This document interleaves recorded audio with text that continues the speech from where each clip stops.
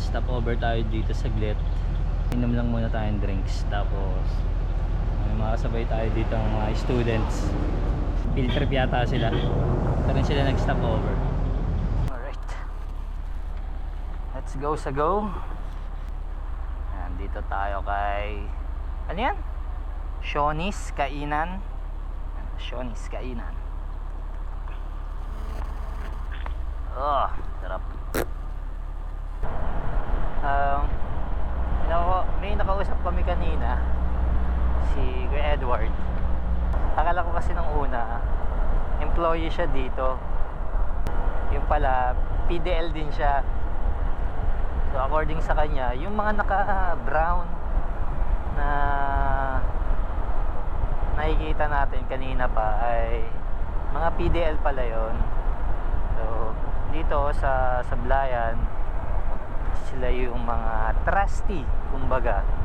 So malaya sila, nakapagtrabaho sila sa labas, ganyan.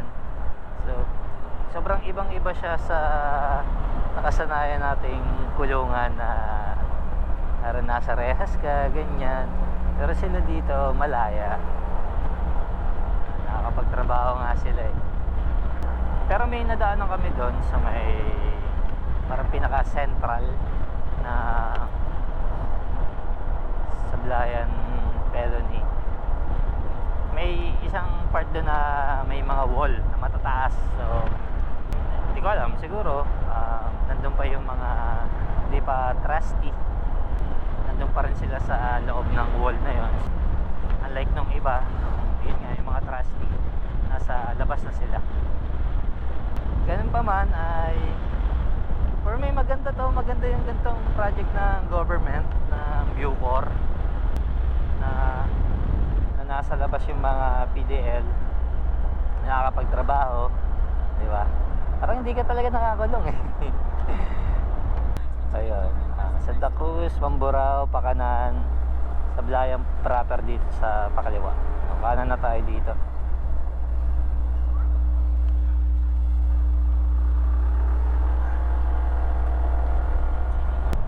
Ganun na lang ulit kapag may mga magagandang spot, dito tayo.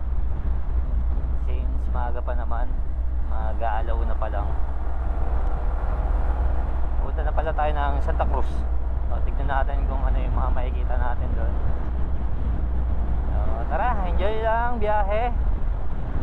Ganda yung weather, mainit, pero wala kasi naman yung hangin, kaya okay lang. Okay. Tara, let's go!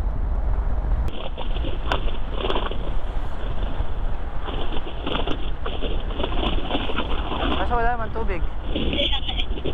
Patrick Bridge. Ayun na wala.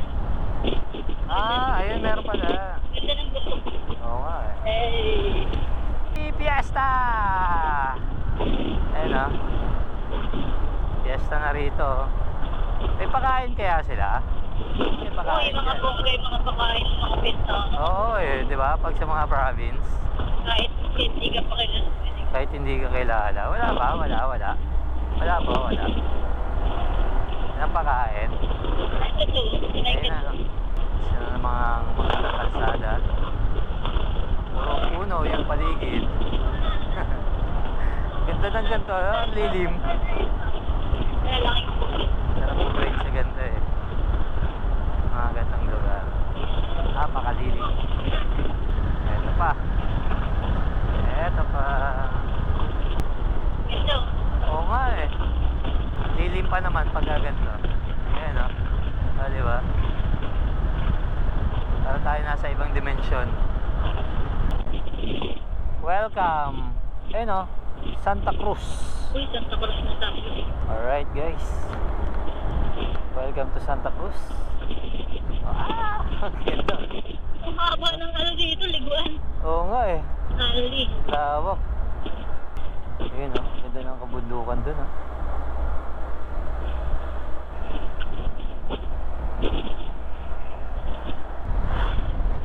Ito guys o. Ganda ng mga kabundukan dito. The Foreign Mountain. Wow! Amazing!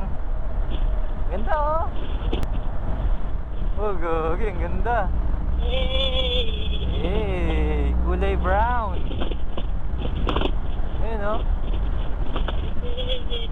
Brown na brown ang kabundukan dito. Doon pa oh. Paka-solid. Wow, very nice view. Gagi, ang dami pa pala rito. Gagi oh. Wow! Gagi, amazing. Amazing naman dito.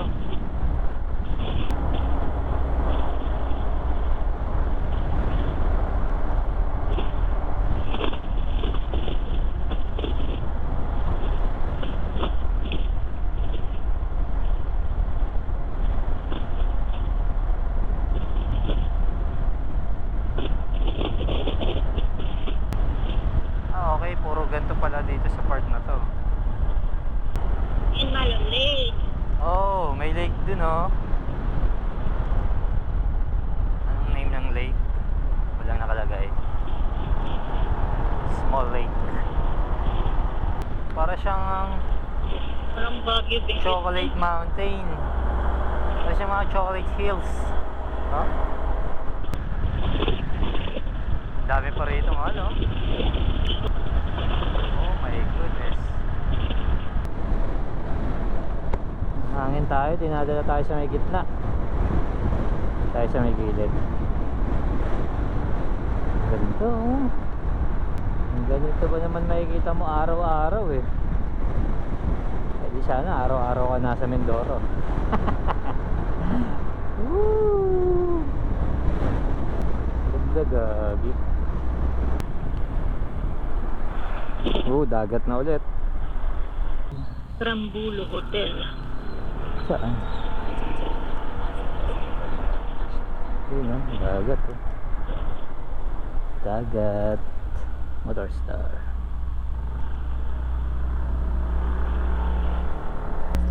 Bahay na.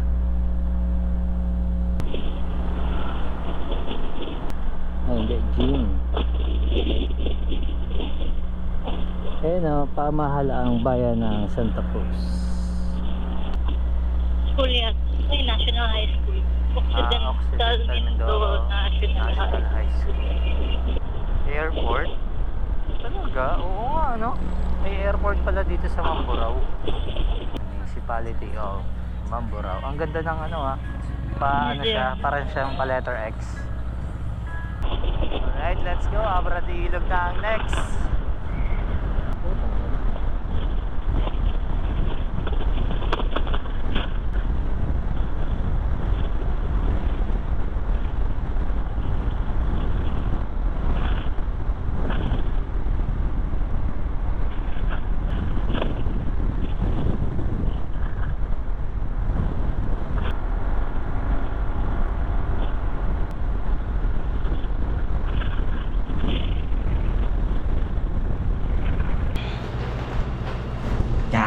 Surprise! Kami sa hotel sa may Hiraya. Hiraya o Hiraya Hotel. Katabi lang na port ng Abra de Ilog. Ayan, dito, kita-kita siya dito.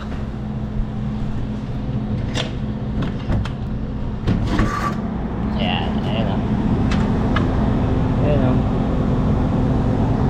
Yung terminal ng mga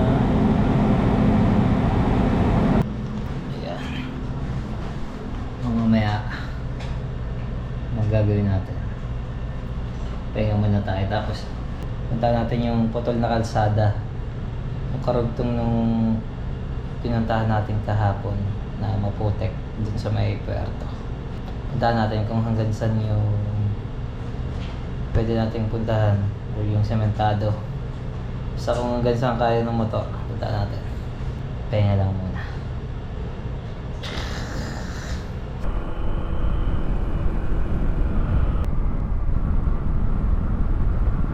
Wow! Gravity!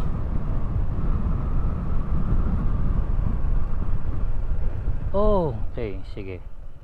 So, dada ako ng dada kanina. Hindi pala naka-record. Pakita ko na lang ulit mamaya pagka pabalik na tayo kasi magdidilim na. So medyo madilim sa part na to, malamang. Kasi wala pang mga ilaw pag inabot tayo ng gabi. So dito tayo sa part na to. Ayan, oh. Sakop siya ng Udalo. Tapos ito yung port ng Abra. So medyo mahaba-haba na rin yung kalsada na nagawa. Yun, tara, balik na tayo at magdidilim na. Abutan pa tayo ng gabi dito.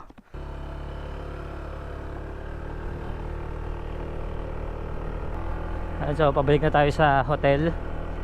Mula kasi sa hotel hanggang dito sa pinestohan natin ay inabot tayo ng mga 15 minutes. Ayun, oh, ang ganda rito, oh. Coastal road na talaga. Ito yung mga ibang part na hindi pa tapos. Ayun, sa kabila hindi pa sementado. Tapos dito, yan, sa kabila rin ay hindi pa sementado.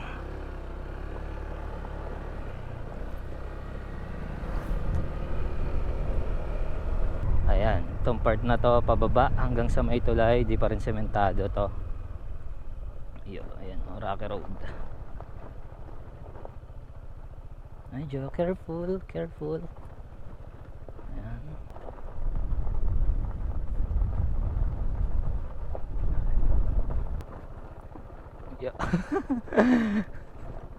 Rocky Road. Nakakatakot nga dito. Nakakatakot ang rough road kapag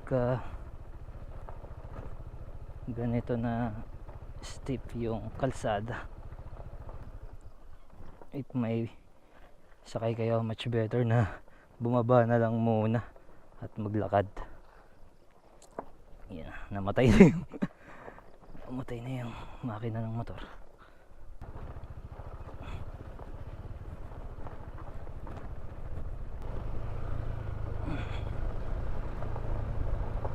At ayun, sementado na ulit.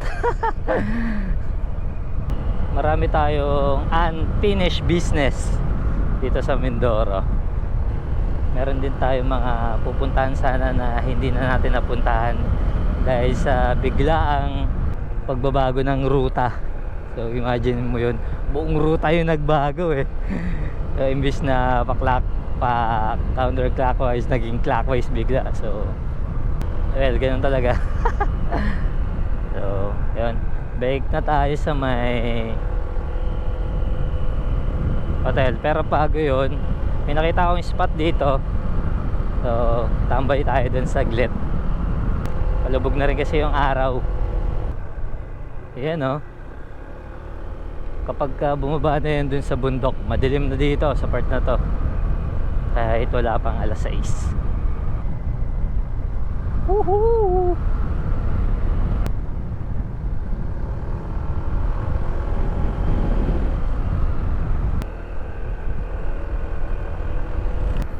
Yun, dito tayo.